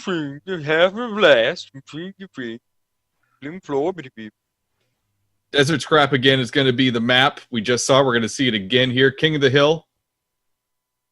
Looking over the ships now, we have Fozzie the Swedish with Fox. We have confirmed, by the way, that the Q and the P on Fox's name are just for show. They're not actually part of the lettering. I see. They're inverted. Yeah, it's just Whatever. Fox. Fox wasn't available as a name, so I put those on the side and called it good. Fox and Fozzie the Fox, Swedish, eh? Flamer Gat front. That's going to break down components very quickly. You have targeted component break and hull break with the Gat, and the Flamer throws fire on everything and just spreads all sorts of chaos. You also have Flamer Carronade support for on the side. That ship is entirely built for breaking things. It's no use your mind with Queen Chrysalis. I'm never going to pronounce that correctly again. The thing about disabling ships is they're a lot more viable in 3v3, I feel. Because you have one ship for disable and the other two can go in for kills usually. Oh, hold on a second. You have offended Sue Terror, unfortunately. I have been informed that the ship Cullen flies was the ship Cake was founded on by Cullen, James T. Kirk, and Sandy Hawkins. Really? The Junker it was. Not the Squid. What was the Junker called? I'm trying to remember. Hold on, I'm gonna say, which ship was that? He's currently flying his Squid. Be an engineer, please. Yeah. Man, some people just don't want to be engineer. Damn. Who would that be? And I have no idea what you're talking about. oh, the birthday cake. The birthday That's cake. what cake was founded on. I had no idea. I'll be darned. Yeah, that's an interesting bit of lore. Oh, we got some of the Art of War here. Saith has joined us. Art of War we saw compete for the first time in recent memory last weekend. We're going to see him again this weekend, I think. I hope so. I like seeing new teams. They Oh, learned yeah. a lot. They were talking in the lobby afterwards, and they said they were really happy. Like, even though they kind of got beaten down by like the Mandarin, like they were really like new again, and they were going up against like pretty much the crowned kings. Like, Yeah, that they was ran awful, into but- Glowwater Thralls last weekend, if I remember correctly. Oh, was it the Thralls? I do believe it was Glowwater Thralls that just Hmm. obliterated them. No, it was. unfortunately. You're right. And it was really- the Hero Rams. I gotta say too, Glowwater Those- Thralls last weekend they were on point. Oh yeah, those Rams were perfect every time. Like, they were so aggressive. I think that's the most aggressive I've ever seen the Glowwater Thralls be, Mhm. and they did amazing. They did fantastically. Indeed. We're getting set back up here. Jacob and Mela McCrabbernathy have gone over to Queen Chrysalis's Junker. Looking All over right. things here. Having a blast, a galleon, new ship for the blue side of things. Double Lumberjack, double Hwacha. Who? Double Well, Hwacha and a Gat on the left side of things with a mine launcher on the back. I'm not sure how I like that setup, to be honest. I really like this setup. I really like it. What you thinking? The reason being, a lot of the time you see the port side being the sniping side, and then the light gun just kind of doesn't do a whole lot. But in this case, you have two lumberjacks, and that's going to be the long range. Like, that's it. And that's great. Because that allows the port side to take two Hwachas. Not only are they good for disabling, but they can do a ton of permahull damage. And then you have a Gatling to shred the armor. It's beautiful in its simplicity, but you don't see it very much. And I think that this could work. Well then, we're going to see what's going on. Fox has requested that we I wait, kind of wish but- I was seeing it in a death match. Really? Yeah, because I think it could really work. Hey, yeah, competitive teams. Hey, guys, you don't need the port side to be the long range side. You can take your starboard side without the light gun as your long range side. A lot of the time, the light gun doesn't even do that much compared to the mediums. You can do close range port and play Brawler Galleon. Ooh, one of my favorite Pyramidion setups on the HMAS Onslow. Sorry, I'm not too used to pronouncing that word. Hades Artemis front. I love seeing the Hades Artemis. It's also what Regia runs on his Rainbow Crash when he needs to go long range, mid to long range, it has a lot of break power to it. You have an Artemis that can pick components off at long range, and a Hades that can not only destroy components, but break balloons, break hull, break engines, and just light fires all over the place. No, it's great. It has kill potential and it has disable potential. It's a very well-rounded, easy-to-aim build with maybe a little bit less firepower comparatively to other ships, but still, it's so easy to get that arc, and it's so easy to control your distance with it, that it kind of makes up for it. Absolutely. I love this build. I love seeing it. It's a great mid to long range build. That Hades, when you arc it properly and you load Lesmok in it, it can reach out and touch someone. You can get some very serious long range on it. Mm-hmm. We're going to go in here very shortly. Just waiting for Fox to be ready to go here. Is there anything you're looking to see between these ships during this King of the Hill, Oracle? Loadouts change so quickly, like before the game actually starts. I'm just going to let it go until it actually happens. Honestly, I feel like what the competitive scene needs is a picking order. Like maybe like one team picks 2 ships, the other team picks their ships in accordance, then like maybe the other team gets to swap one ship. Or like change their loadouts. Like I feel like that kind of picking system, sort of like in League of Legends and Dota, that kind of thing needs to happen, because there was an incident a couple of weeks ago where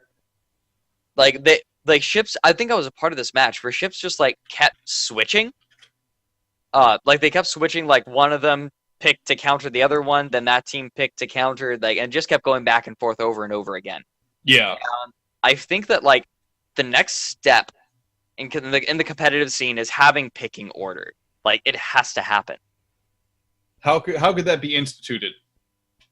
I've actually put more time into brainstorming this than I'd like to admit. Too late. Yeah, I know. But what I feel like should happen is one team gets to pick like maybe like one ship. Then the other team gets to pick like their 2 ships. Then the other team picks their last ship. Then the second, so like Team A gets 1 ship pick, Team B gets 2 ship picks, Team A gets 1 ship pick. Go back and forth, sort of like a League of Legends style. But then you take, then Team B gets to pick 1 ship's loadout, and then Team A gets to pick 2 ships, both their ships' loadouts, and then Team B gets to finish up the loadout on their last ship. Like, it would make it pretty even. And then loadouts for individual crew members can be done however, and that'll be done blind or something. Makes sense. As like, long I as feel you like can't change a loadout during a game, I approve completely. Yeah, I think that individual crew loadouts can be done like however. Like I think that once ship builds are in place, specific gun like ammo types and repair things aren't going to change at all. Once you have Alrighty, getting into this next game. We'll talk about it later. Yeah, getting into it here. Fozzie, the Swedish, piloted by Fox. He is back. He is ready to go. Hopefully, it is a Pyramidion. Front is a Flamer and a Gat with a side Flamer and Carronade support. It's no use your mind. Junger, piloted by Queen Chrysalis. On the left-hand side of things, Miner and a Carronade. Right side rather, is a Carronade and a mine launcher as well. And the front is a Banshee. Third ship on the red side of things, the HMAS Onslow. It is a Pyramidion with a Hades Artemis front, and on the side, Flamer and a Flare. And aboard the Calcif Herd, I don't know how you pronounce that, being piloted by Cullen, we have a Carronade on the front with a flamethrower on the side and a Mercury in the back. Aboard the Having a Blast, we have a double Hwacha Gatling port side, love it, with a double Lumberjack on the starboard. And aboard the Cakesito Pastelito, sure, being piloted by Cyberpunk Queen, I like it. We have a double Hades on the front with a Banshee and a Flare on the side, and combat for the point has already started, but the red team has charged in hard and taken it in the first half minute of the match. They pushed really hard. Fox and Queen Chrysalis are on point with this. They've done this together before. but Cakesito Pastelito and Having a Blast laying down some very heavy firepower on both those ships. Fozzie the Swedish lost their outer hull. Their balloon is going down pretty quickly thanks to a dust storm and focused firepower. Engineers on the ship trying to keep things together. A couple deck fires has been dealt with on Fozzie the Swedish, but they could go down here. Hades fire being eaten by It's No Use Your Mine. Lumberjack fire seems to have stopped for the most part. Oh no, they're just off the mark. They just haven't gotten it accurate yet.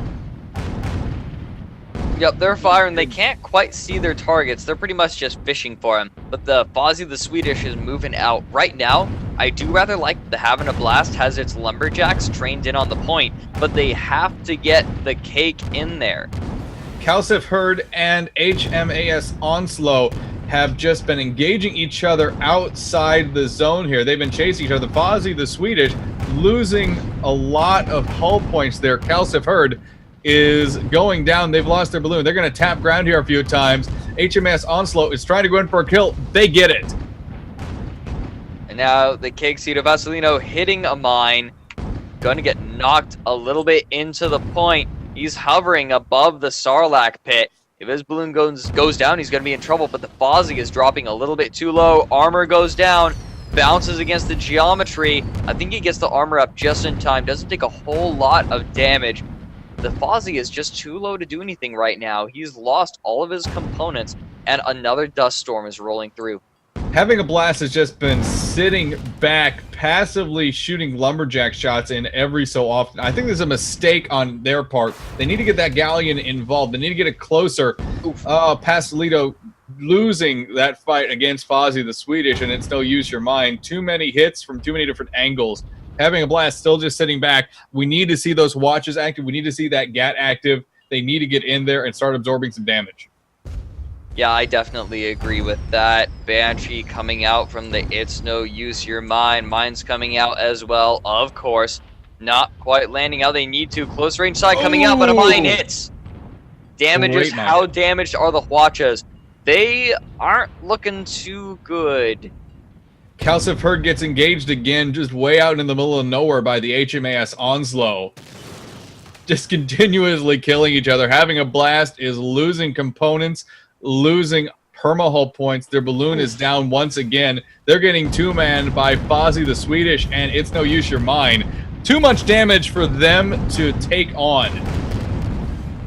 Oof, engines going down. Both turning engines on the Fozzie are down, and they have their bad side facing them, but the balloon on the Having a Blast is down. Armor comes up just in time. Hades, though, are raining down. As this is going on, though, there's nobody on the point. This could be the Kalsif Herd's chance to jump in on it. But Cakesito is sitting on it right now, just absolutely sitting on it. Are they turning it, though, is the real question. Yes, they are. Yep. The point is being turned to the blue team. Yep, this is what needed to happen. I'm not sure why the red team charged out like this. They had the point. I guess they were a little bit afraid of dropping down too low with those lumberjacks coming in. Now, though, it's the No Use Your Mind pushing in hard on him, and the Fozzie the Swedish and the HMAS Onslow are both moving back in to try and block it. There's the block. Just barely, though. Only a few seconds more and blue would have had that point. And until they take out the Cakesito, they're going to have an opportunity to actually take the point, blue team specifically. Yes, they are. Hades loading up the hull with fire, but they don't have extinguishers. They have chem spray instead. And so there's only one extinguisher. And now that means the Cakesito... Unintentional Goomba Stomp on the HMAS Onslow. They could go down here if something isn't done. It looks like they were a little stuck on geometry there. Cakesito getting ground down against the wall of the wreck. They go down. Point is going to uncap for the blue team. They're going to lose all that progress they made. Yeah, and I don't think the red team is going to make a slip up like that again. The Having a Blast is way out there, spawning far away. It's going to take them a while. The Kalsif Herd is going in alone. Not what a squid needs, especially against 3 ships. But he wants it. He can't quite get the block. I'd say at this point he just needs to back up, but no, he's charging in as hard as he can. Has a lot of experienced people on the crew, including James T. Kirk, Muse Cullen, and Mac McNick, but I don't think it's going to be enough. You can't trade experience for sheer firepower in a 3v1 scenario. Calciferd is going to go down here to Flamethrower and Banshee Fire. Yep, there it goes. And now all three of the red team are on the point. It's no use your mind, though. Getting stuck in the geometry. There it is. Velcro right in there. Both the Pyramidians now are going to be a little bit disabled. Water shots going out. Great broadsides going on to Fozzie the Swedish. A couple disables there. A little bit of outer hull damage. Permahull being exposed, taking a lot of damage, actually. Fozzie the Swedish is taking serious fire now from having a blast. Yep, the Onslow taking some serious damage. Gat goes out. Are they going to hold the Watcher shots? One of them is destroyed, so is not reloading. The other one looking to hit him. There it is. They were waiting for that hull to be exposed, but it's not quite enough. They're dropping down into the Sarlacc pit. They've lost their balloon. Well, it's still up, but they were trying to drop down to stop that. The Onslow is trying to get above them to push them back down, but here comes a dust storm, and this is going to stop most progress for a while. It's going to give the Having a Blast time to rise back up. Onslow is not the only one on the point anymore. Fozzie the Swedish is there. It's no use your mind, charging in, trying to get in there, but the Calciferd is there as well, charging in on the Swedish. This is a cluster F if I've ever seen one. Onslow is just getting wrecked. Having a Blast, lost their balloon again, lost their outer hull. They're going to bounce again, if I am not mistaken. There it. They haven't bounced yet. Wow. Great save from the Galleon. On the Fozzie, balloon goes down. They're going to start dropping. Fozzie the Swedish could get eaten by the Sarlacc pit here. They're falling into the crevice. They go down. They take a couple nasty bumps. They're going to take another here. No? They barely hold on. Nope, there is a bump. Yeah, they're going to bump. They're going to be stuck in that corner for a while. In the meantime, the Onslow taking big fire from Calciferd's coming in. Torpedo. Whoa. There it is. Now, No Use Your Mine is in close. They need some Lochnagar mines to try and lock him down. There's a mine right in front of him, but I don't think they're going to be able to knock him into it. Mine goes out. Not doing what it needs to. Fozzie the Pyrrha goes... I think Fozzie the Pyrrha. Fozzie the Swedish. That was Fozzie the Pyrrha. They do need to go down. Swedish. Having a Blast is trying to turn their ship, but they're struggling with all their guns being down, 2 of their engines being down, their balloon being down. They have so many problems right now in Having a Blast. They're losing altitude quickly. I cannot see exactly where they are because of dust clouds, but it looks like, yes, they are falling deep inside the wreck, bouncing a couple times. Balloon goes down again. They're diving even lower. Outer hull goes down. Mine hit from the junker, the red junker. It's no use your mind. Balloon continuously going down. They're grinding on the geometry. Yeah, I guess, like, if that's the Sarlacc pit over there, this is the Shai Hulud pit. This is huge. I consider it all to be the Sarlacc pit. This entire wreck down below here just eats things alive. Yeah, no kidding. No Use Your Mind gonna rise back up to try and push the Calciferd off of the point. The blue team has managed to shake. Oh, nasty mine hits on Calciferd. They try to dodge out of the way using their engines, but their balloon got taken out and they sunk straight into it. They're losing components fast. They get ripped to shreds by the Onslow and It's No Use Your Mind. Cakes, Tito, Pastelito, whatever. That Pyrrha eating some serious Hades fire. Mine coming out as well. Going to spawn right next to him. Not quite happening the way it needs to, but he's taking a lot of fire. Here comes the Ram. Holy cow. He instantly evaporated. We didn't even see the hull start to go down. He just disappeared. Having a blast, bringing that port side up. Fozzie's already got his guns in arc, though. Gat's coming down. Flamethrowers coming down. The Onslow trying to keep that flamethrower on him. Having a blast, not looking good. Here comes the ram from the Fozzie. Huge damage. Brings the armor up just in time. Watches are down, though. There's no hope. Mine hit, finishes it off. Does some damage to Fozzie the Swedish, but not too terrible. Does take out all its engines, however, and it's drifting just a little bit. It'll be fine, though. 3 people on the point. Red team is going to take it back. They just need 185 more points to finish this off. There it is. Can they hold it for a little under 2 minutes? Red team taking a little bit of damage here that they could have avoided. Calciferd, though, lost his outer hull as he was trying to get in. He rammed right into the wreck there, losing his hull in the process. There's a nice tar that's going to hit the Kalsif herd as he comes in, damaging everything just a little bit. Actually, that's a lot. 3/4 going down. Still going to sit in that tar. He's going to have his engines disabled pretty quick if he doesn't get out here. Having a blast spawn back in a dust cloud, and it's proceeded to take out almost every single component on that ship. Calcifer losing his outer hull. Permahull starting to go down to this combined fire, tar shots, and everything else. Fozzie the Swedish gets a nose cone ram, finishes him off. And now the Kexito Basilito knows he has to go in, but it's going to be a 1v3. Getting the better of the Fozzie, coming through this cloud, trying to buy time for having a blast. Watcher comes out, not going to hit anything. They've got to get in there. Having a blast with extremely inaccurate Hwacha shots. At that range, you really do need to load heavy clip into those to make sure they're on point. You're at mid-range. It's just not accurate Hwacha fire at that range without heavy clip. That tar cloud doing some serious work. The Kexito is almost entirely disabled. The only thing that's left is nothing after that mine hit. Takes a big bounce. There's nothing. There it is. Goes down. All the red team has to do at this point is sit still. Stay alive on the point. They don't even have to kill anything anymore. As long as they just stay alive for another, 30 seconds. 80 seconds. Or not even that. Yeah. Not even that. Yeah, I believe the point of no return is like 75, 78 points. But no, it's much smaller now. Now that they changed how long it takes. Kalsif herd stuck down in here, getting knocked into the geometry. Balloons down. There he goes. Quick 3v1 on a squid. Ouch. Need to figure out how that's gonna go.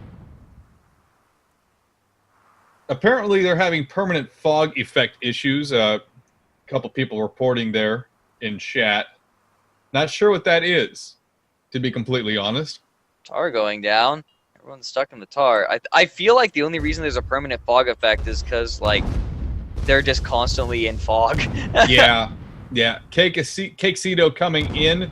Fozzie the Swedish Flamer all over it. Mine hits successful against the Kexito, losing their outer hull. Permahull taking very serious damage, down to about 2/3 health. They're kerosining, trying to get some traction against Fozzie. Gentle nose cone bump doesn't really do anything. Kalsif herd losing their outer hull. Nasty mine shot on the Kexito. They've lost pretty much everything, and they are dropping.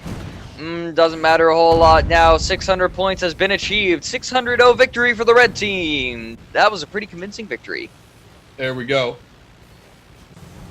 Zoo Terror. Cake is a wonderful organization. We cast their matches every Friday, which you can actually get into as you are a purchasing member of the Guns of Icarus community. Yep, if you have the game. But what that means is if you have the game, you can join. I wanted to say it with a little bit of style. Okay, have you read George Orwell's Politics in the English Language? Nope. I read that, and it completely changed the way that I write. The argument he makes is that fancy wording and complex wording are, among other things, are there just to try to muddle. That's accurate. Like, seriously, if you read one essay, I'd say like of any like academic essay, most of them are really boring, but this one in particular is really good, partly because it makes fun of politicians a lot. Like he takes quotes from them and just awful ways that they abuse language. I enjoyed it before I was even huge into literature. It's a very sassy essay too. Sassy. Looking over things here, having a blast. Lost a little bit of their crew. Queen Chrysalis has gone over to the blue team, and they're pulling out the Love's Helix, their Spire. Birthday Cake, the original cake ship, piloted by Cullen. Junker, ready to go. Yep. Loves Helix, Spire. I like Spires on this map, especially long-range Spires. Like that's what really works on this map because there's some cover, but it's so open and the fighting starts immediately. So like whoever gets the first volley, Mm-hmm. that go like it usually goes pretty darn The well. for birthday them. cake has double Merc on it as a junker on the left-hand side of the 3 and 5 slots. Normally you don't see Mercuries on junkers. You just don't. They don't exist, really. This should be interesting. It's kind of interesting. I think the idea is that like they can take down armor pretty quick. I don't know. What are they taking on the other side? We have a Gat Banshee on it, and the front is an Artemis. Let's see.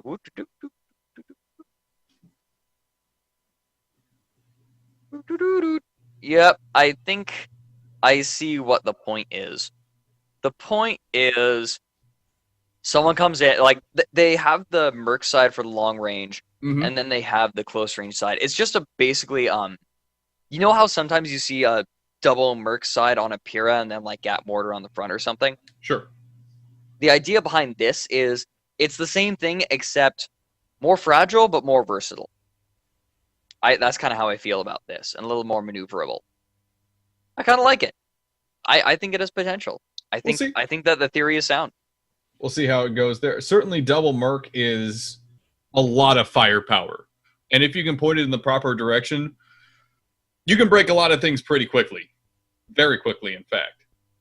Mm-hmm.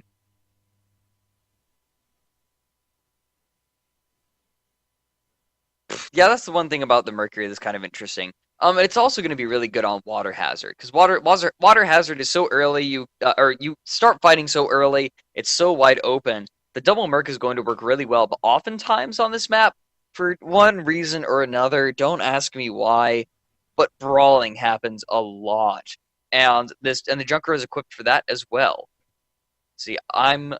Let's see. I feel like a lot of different tactics work in 3v3 Water Hazard. In my opinion, 3v3 is like if you want to see interesting builds and interesting team compositions, this is where you go, because I feel like 3v3 is where the most possible combinations exist, like effective combinations. Why is that? Because you have the reason being, since you have so many dudes, you can have more specialization. One can be balloon popping, another can be pure kill. The idea is that if one ship gets focused down, you still have another two that can work on the other ships, on the enemy ships. It's not just a 1-2 punch you have to take into consideration. You have a lot of guns to try and take account of. Yeah, we see the sort of problem in 2v2 where both ships are needed for the kill, or maybe one ship is completely reliant on the other, but not vice versa, and you have some trouble with that. I think like the ladder that I was talking about works a little bit better, especially if you know how to finagle it, but it's still something that's being explored. It's not intrinsically powerful. You have to sort of make it work. You have to force it. It's like a helicopter. A helicopter doesn't want to fly. You have to make it fly. Yeah. That kind of composition doesn't work. You have to make it work. You have to force it to. In 3v3, that sort of thing just flows better. Because you have so much firepower, you have the fire that's spread out over all the ships a little bit more, harder to call targets, harder to keep focusing down one target because then the other two start focusing on you, and so you just get more things that work. Makes sense to me. Yay! There we go. Perfect. Fantastic. Theory crafting 3v3 with 4th Oracle. Woohoo! I don't know, competitive 3v3 would be strange. It would be strange. It is strange. Like, it's what we do every Friday, but it's not. It's like we never really get used to it because so much is always going on. You have 6 ships you have to track. Mm-hmm. It's not just 2 crews on a single side. It's not just these exact loadouts, this exact map. All of a sudden, things get really muddled. Yeah, absolutely. Hopefully, we'll be able to get into game While shortly. we're waiting, yep, we are going here very shortly. 9 seconds here. Water Hazard is the map. You mentioned it just a little bit ago. Oracle, go ahead and tell us about Water Hazard. Yeah, I talked about it a little bit, but the big thing about it is that it is big. It has a tall flight ceiling. It has no cover. Like, it has some cover, but not a whole lot. You kind of end up behind a mountain, but you have this massive open area in the middle. Usually you get people flying high, flying in fast, and trying to snipe one another down as hard as possible. You don't really get any half-assing in this map. While we are waiting for it to load in, Suter is asking you specifically, Oracle, Zerg, Terran, or Protoss? Zerg. I've always... Terran. Huh? I'm always Terran.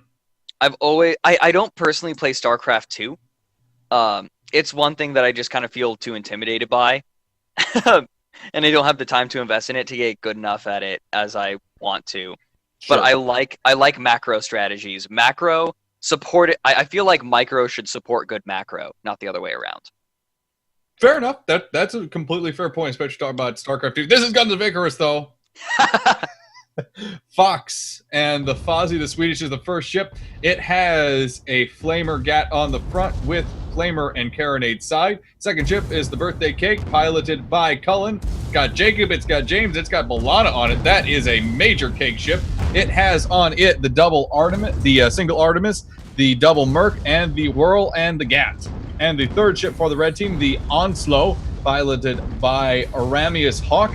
We have on it a Hades Artemis with a Flamer and a Flare. And very quickly aboard the Love's Helix, being piloted by Queen Chrysalis, we have a Flak Spire with a Mercury on the front, an Artemis on the right side, and a Mine Launcher on the left. Aboard the Event Horizon, being piloted by Blinknell, we have a Hades Artemis on the front with a Flak Gat on the side. And aboard the Got You, I think, being piloted by Cyberpunk Queen, we have two Artemises on the side, an Artemis on the front, and a Gat Mortar on the left. A lot of combat already happening.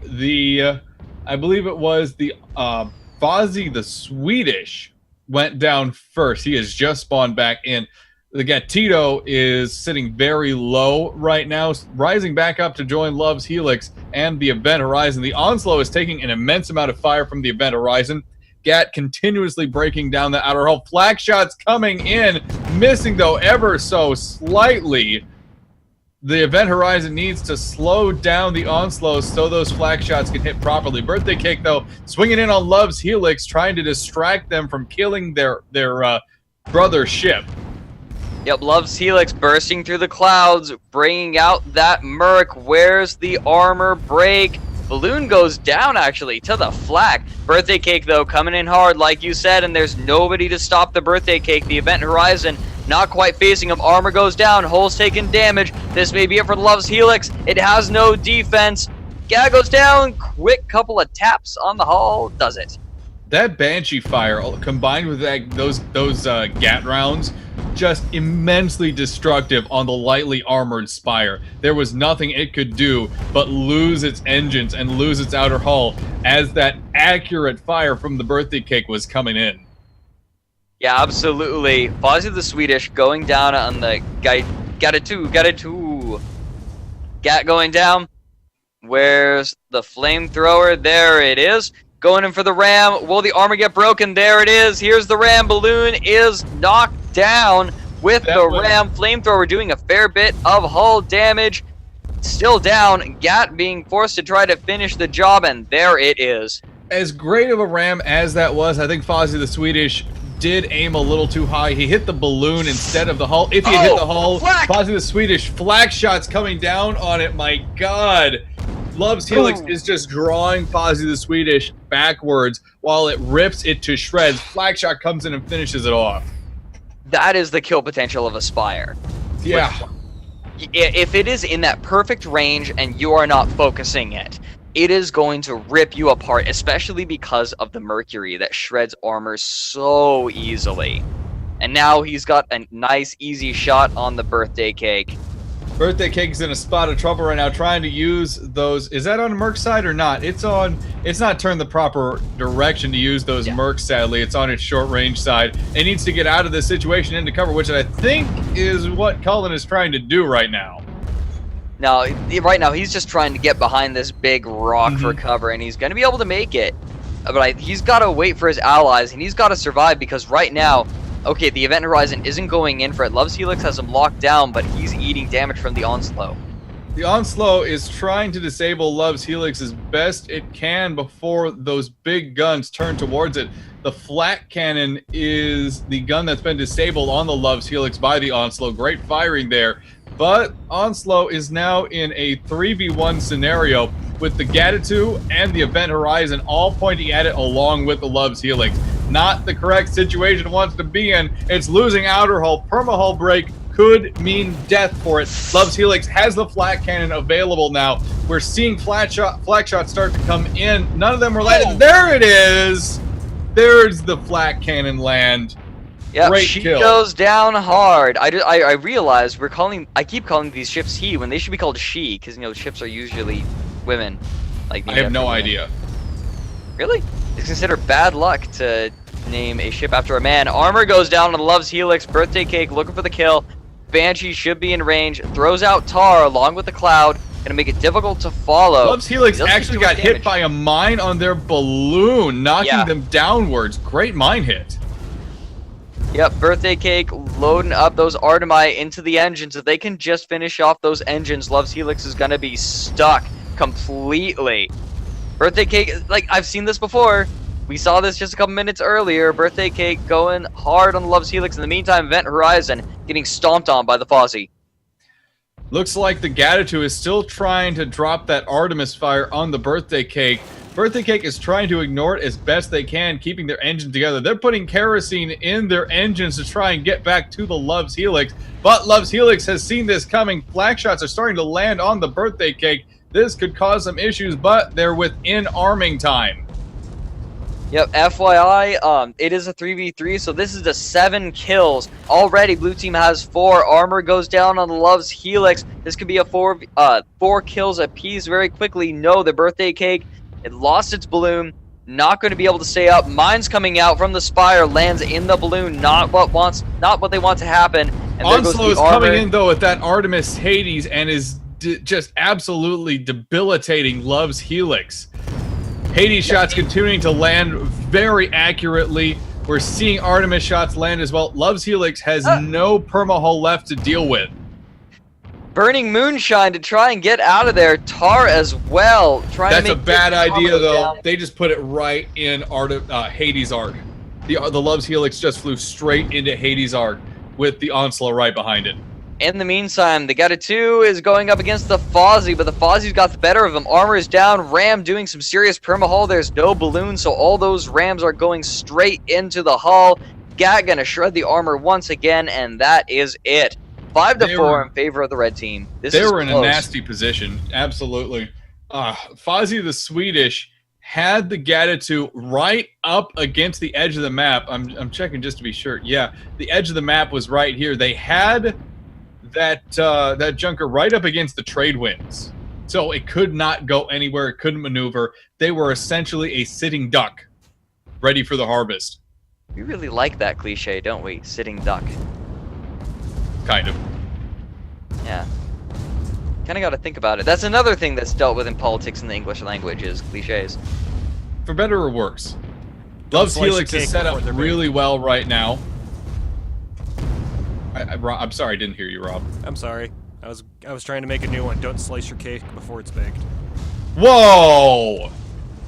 Whoa! That was a good one. HMS Onslow is charging straight at the Love's Helix, eating that fire from the entirety of the blue team. Event Horizon, Gatitude, and Love's Helix all unleashing on it, while the Birthday Cake and Fozzie the Swedish swing around the side. I do believe this is a distraction. Flak shots are landing, though, on the Onslow. This is a nasty, debilitating set of firepower coming out against them. Fozzie the Swedish, though, is in range. Flamethrowers going out. Onslow is trying to hold things together while their other ships come in. Ram from Fozzie. Love's Helix is just, never mind. They were holding things together. Now they're not. Great distraction from the Onslow. I didn't think the Onslaught was going to make it. I honestly thought he was going to go down with the fire from 3 ships, but it wasn't quite enough. The timing wasn't there. Now Fozzie eating some serious Hades shots, but he's close distance on the Gata too. He's still eating Hades from the Event Horizon, but the birthday cake is rising up to meet him. Love's Helix gets a spawn really close. He's going to turn into Arc very quickly, for he is a Spire, and he can turn pretty darn quick. There goes the Fozzie, and now the birthday cake is going to be in a whole heap of trouble. Love's Helix is starting to take some fire before it even gets to shoot any of its own guns. Love's Helix hasn't turned towards the birthday cake either. They're running away. They've exposed their engine column to the Junker. Birthday cake continuing to swing around. Oh my goodness, Banshee shots still going out. Fire all over the Love's Helix. They cannot get things together. Onslaught coming as well, gets the kill. That's going to be that. I feel like what that was targeting the Spire. Like, the Spire was too far forward. It didn't have enough defense on its, like, just on its part. And that's going to be it. I feel like that was the one big weakness. And it was exploited hard.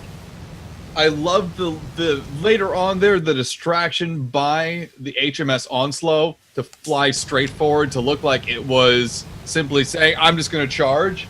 Where in reality, they were causing a distraction for the birthday cake and Fozzie the Swedish. Great job by the engineering team on the Onslow to keep that ship alive while its sister ship swung around and got the flank. Yes, sir. Absolutely. Sir, are we going to be doing one more match? I'm not too sure. We are coming towards the end of it. We are seeing some folks starting to... No one's actually left. We've just seen some connection issues. Bro. It is 5:43 Eastern Standard Time at the moment, ladies and gentlemen. We're certainly coming towards the end of the Iron Fork. The Iron Fork. Yeah, I had to think about that a minute. Like, what? Iron Fork? What? We're good, though. I have my head available. I'm not completely brain dead. We'll be getting one more in here today, folks, for the Iron Fork, and then we're going to bring things to a close. It's the final matchup. The final matchup. I hate you all. I'm actually also being told that Overwatch is doing a meet and greet right now. Oh my. Interesting. Seeing the last of the ships line up here for the last game of Fork. Again, this is a public event you can participate in if you so choose. Hello, Celestian. Thank you for joining us here tonight. Starting, later on this evening, we're going to be doing a constant stream, not a quite 24-hour stream, but a very long stream to help the Pantheon folks get the last of their donations. I'll be starting later on this evening with some Banished, because I love it. Because Banished, why not? You've been really enjoying that. Oh my god. I have a problem, and it's Banished. I am also doing interesting. Right now, I'm at, I believe it's 89 followers on Twitch. Once I hit 100, I'm going. My chat for some reason keeps trying to get me naked. So once I hit 100 followers, I'm going to do a full run of Star Drive, like a full game of Star Drive. 87. Once I do get 100, I'll do a full run of Star Drive shirtless. Baby. Don't give in to peer pressure like that. And as long as you don't lower down the camera, hey, shirtless, naked, it's all the same thing. I'm not wearing pants right now, to be completely honest. All right. We're just going to let the one sit out there. That's what More than you need to know about Dan. Uncomfortable laughter time. Oh, that laugh track. Can we get a laugh track, Rob? Boo. That wasn't very nice. That's all we get. I don't have any of my stuff hooked up right now, and I've spent like most of this in between time trying to get the web server back up and running, which I did. What's going on with Success. the web? What was going on with the web server anyhow? I don't know. I think the Minecraft server started going weird in the background because it was using up like a ton of the processor on the server. Uh-oh. Uh-oh. So So I had- is the Minecraft server still available? I just turned it straight off. Ah, okay.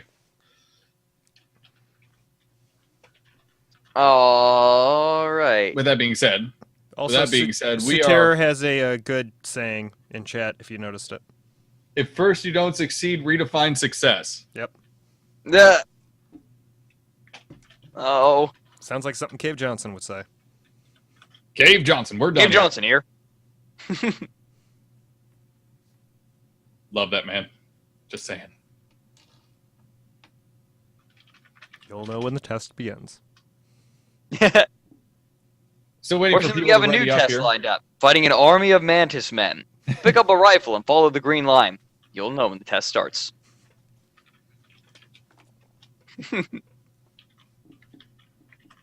I'm being asked questions. I'm sorry for being distracted. We'll be getting this game going here shortly, folks. Water Hazard is the map once again. What ships do we have? Oracle, you could get confused over when people say they want you to do the stream nude. Instead, do the stream, but be very, pissy with people and go, oh, I thought you wanted me to do it rude. I'm sorry. Speaking of rude, we have a special event coming up this Sunday. It's very special. Yeah, so special we forgot what it was. Mind explaining it, Stan? Sure! Oracle, for the first time ever in history, will be playing Kerbal Space Program. Mm-hmm. Mm-hmm. Now. So not this Sunday, unfortunately. Oh. I'm sorry.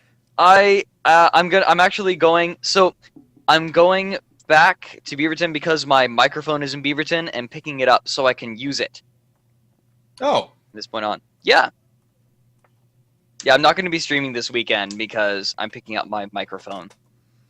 I'm visiting Well, family. crap. So we'll At the have to same figure time. out something else to do, Daniel. Oh, well. How about Sins of a I'm Solar sorry. Sunday? Sounds good to me. Yeah. I'm okay with this. But the plan then, for when we can do it, is Oracle will be streaming on his own stream playing Kerbal Space Program for the first time ever. And then we are going to restream him doing an MST3K commentary of it on twitch.tv/The Rob and Dan Show. Huge success. Yeah, they're pretty much just going to comment on how awful I am because I am a complete Kerbal Space Program virgin. Like I haven't looked up any info on it. Like I haven't seen any videos except there are rockets, they go in space, you design rockets. That's all I know. Like You that's put literally rockets it. into space. Like get rocket into space, and I don't know. I heard something about satellites. And you do that to collect science. Like that's all I know. And so I'm gonna go in there. I'm gonna do the tutorial, and I'm going to do everything suboptimally and get my ass handed to me. We're unfortunately, a lot of Kerbals are going to be lost in the process. Oh. You are going to get curb stomped. Ah!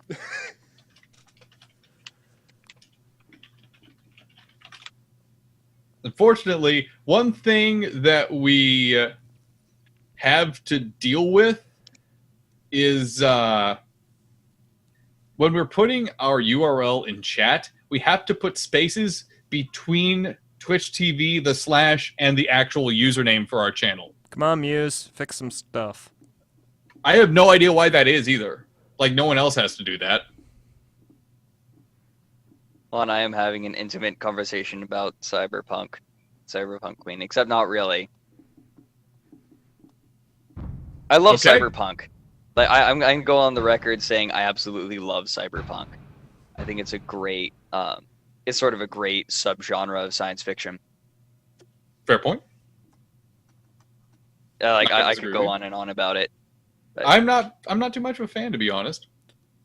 Interesting fact: there's a subgenre of metal that is devoted to cyberpunk. True facts. The closest I get to Cyberpunk is probably Deus Ex. Well, Blade Runner was cyberpunk as well. True. I did enjoy Blade Runner. And Never then played the if Blade you- Runner game though. Do you if dream you of watch- Electric Sheep, Dan? No. Ship starting out here. We already have some fire in the Onslow firing out. First ship, Fozzie, the Swedish, piloted by Fox. We have on the front a Flamer Gat with a Flamer and a Carronade support. We have the second ship in the lineup, the VSS Aristarchik. Aristarchic. I think it's Aristarchic. Aristarchic. On the right-hand side, we have a Carronade Watcher. Left-hand side is a Flakjack, a Flak and a Lumberjack with a Mercury support, long range, and support on the back is a Flare. Third ship, the Event Horizon, piloted by Blinknell. We have a Hades Artemis on the front with a Flak and a Gat on the side. And aboard the Octomining, being piloted by Queen Chrysalis, we have a mine launcher on the front, a Carronade on the side, and another mine launcher on the back. Aboard the HMAS Onslow, being piloted by Artemis Hawk, we have a Hades Artemis on the front with a flamethrower and a flare on the side. And aboard the Cakesito Pastelito, being piloted by Cyberpunk Queen, we have a Gat Mortar front with, it's a Pyramidium with a Gat Mortar front and a Banshee and flare on the side. And we already have huge fire going down on the Fozzie the Swedish by that Cakesito. This is insane already. The HMS Onslow is losing a lot of points very quickly. Bouncy, weird hitboxes on the bridge, going to put the Cakesito in a bad spot. The bridge is much bigger than it looks like. The physics for that thing are big. It's weird and it's doofy. That's what HMAS Onslow firing out those Hades. They're gonna land pretty well. A lot of fire sort of been being traded. The Fozzie is alone with the Cakesito and the Onslow. But the Octomining is alone with the Aristarchic and the Event Horizon. Yeah, the Event Horizon and Aristarchic are going to have a field day with the Octomining unless the Aristarchic doesn't get their guns turned properly, which we haven't seen any fire come out of them at all yet. I stand corrected. Watch your shots going out. Very inaccurate, though. Not using heavy clip. Bad Aristarchic. Use heavy clip at that range. Who's on it? I'm calling you out. Oh, it's the AI. Oh, no. James T. Kirk disconnected. Okay, no. That explains a little bit. That's no good. He should be back here shortly, I hope. Event Cakesito Horizon and Fozzie the Swedish going up against each other. Fozzie losing their outer hull. Permal starting to get ground down. They're burning kerosene to try and get out of this situation. Cakesito is charging after them, but not burning kerosene. Fozzie the Swedish, if they don't lose any engines, is going to be out of range here very shortly. Oh, mine gonna hit the Event Horizon, but the Onslow is in a fair bit of trouble right now. They're long range, but they've gotten in close against a Metamidian, and now the Aristarchic firing on the Onslow pretty hard. The Pastelito rising up with hydrogen to follow the Fozzie. They're not gonna let him go. Yeah, Cakesito definitely wants that kill. They've earned it on the Fozzie so far, chasing them down repeatedly. Mortar shots going out, but missing pretty low on the Fozzie, just not hitting where they need to. Fozzie still trying to use that flamethrower to pressure Cakesito. Lesmok rounds being loaded into that flamethrower. Mine landing on the Event Horizon, disabling everything. Armor is down. He's eating damage. In the meantime, the Fozzie the Swedish getting the worst. What happened? Wow. The Onslow just got eaten alive by mines. Octomining just ate his own mines as well. Ate her own mines as well, rather. Yes, ship should be female. It's okay. Yep, ships. Unless they're named after men.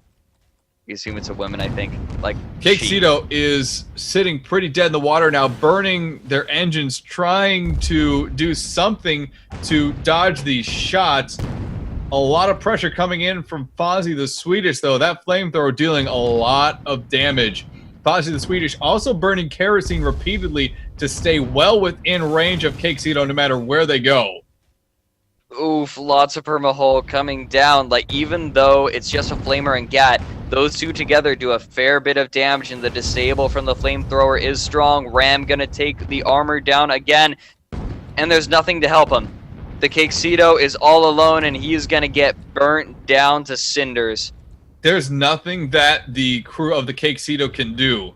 They simply cannot put out these fires fast enough and repair fast enough to make this right. Permahull being ground down on the Cakesito. Attrition wins out. Fozzie the Swedish gets a kill. 2-0 in favor of the red team. Aristarchic actually ramming the Onslow. Trying to ram a Pyrrha. Now that's interesting. However, the Onslow is backed up enough so that the greased ammo can allow the Hades to burst. Event Horizon, though, coming in. Gonna disable those Hades.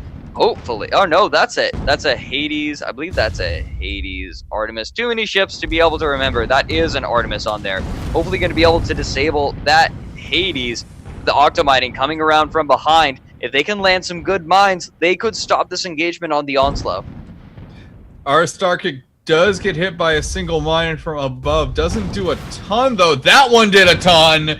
Great mine hit from the Octomining. Also, shots coming in from the Onslow, just raining on top of the Aristarchic. They've been disabled pretty heavily. 2 guns down, balloon going down. 2 engines down now. Another mine hit from Octomining. Fozzie the Swedish, though, coming in trying to save the Aristarchic. They're going to have to get a good mine on the Fozzie the Swedish to stop this. Otherwise, they are finished. But no mines are coming out to my wit. This is insane. Octomining being chased by Fozzie the Swedish. Ram going down. A lot of damage still on Octomining. They're trying to keep things together on that ship. 3 component fires still to deal with. They've lost hull repeatedly. I do believe the entire crew of the Octomining is on repairs at this point. Event Horizon, though, taking too much damage. Cakecido and the Onslow finish it off.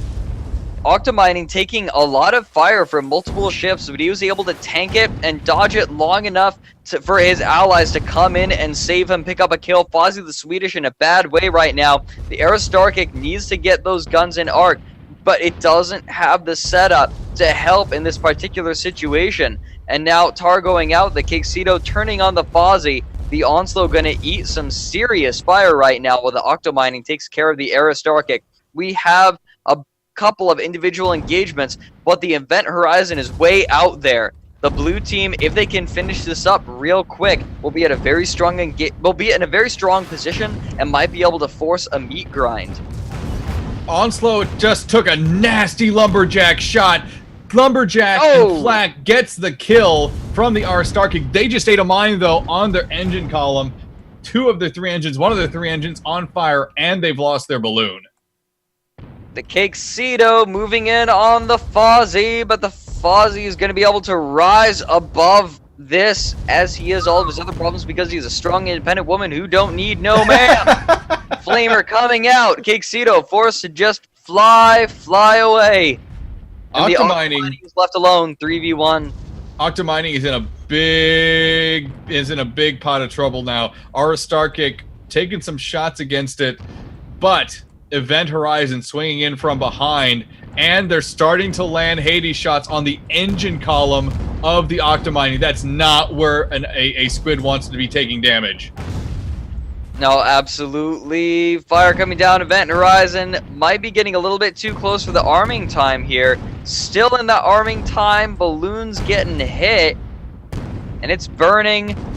Except, and way over on the other side, though, the Cakecido and the Fozzie are fighting. But I think that the Fozzie is going to get the worst of this. Gap mortar, maybe too much, but the Fozzie is flying just right. Armor goes down on the Fozzie, but now the Cakecido is out of arc, and that Flamer is completely roasting him alive. The GAT on the Cakecido has...